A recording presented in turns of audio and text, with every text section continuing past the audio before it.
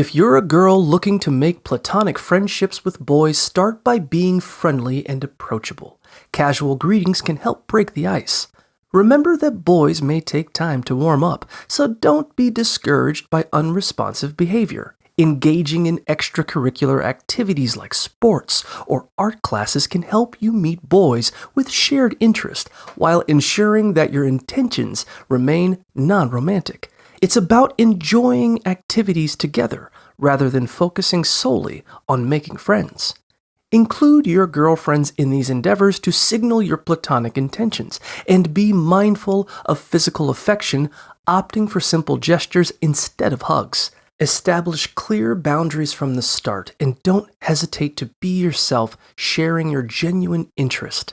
Lastly, embrace the differences in how friendships may develop with boys, and consider learning about traditionally masculine hobbies to help you connect more easily.